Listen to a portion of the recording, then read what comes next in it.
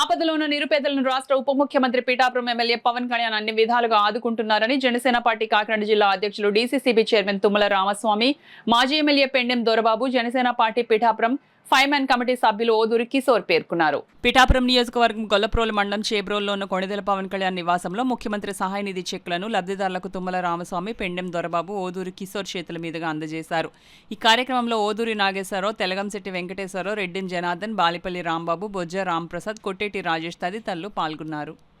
ఎవరికైతే ఈరోజు CM relief fund Pithapuram నియోజకవర్గానికి సంబంధించి ఈరోజు కొంతమందికి చెక్కులు ఇవ్వడం జరిగింది. వారందరూ కూడా చాలా సంతోషం అనుభవించారు.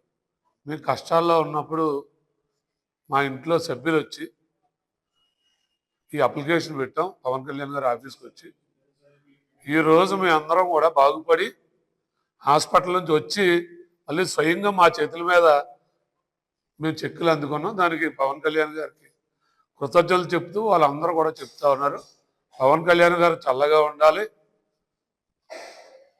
ఇలాంటి నాయకుడే మళ్ళీ మా పిఠాపురం నియోజకవర్గానికి కావాలి, ఏది అడిగినా కాదనకుండా పనులు పూర్తి చేస్తున్నారు పవన్ కళ్యాణ్ గారు, చాలా సంతోషంగా ఉందని చెప్పారు.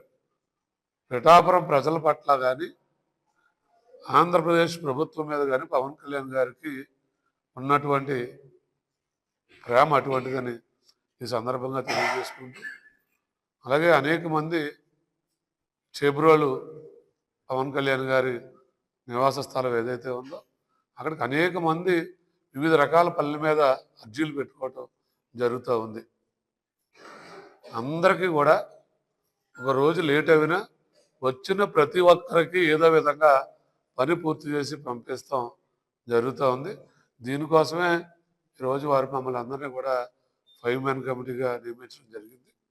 అందరి ప్రజల యొక్క బాగోగులు చూడటానికి మమ్మల్ని నియమించడం జరిగిందని ఈ సందర్భంగా తెలియజేసుకుంటున్నాను.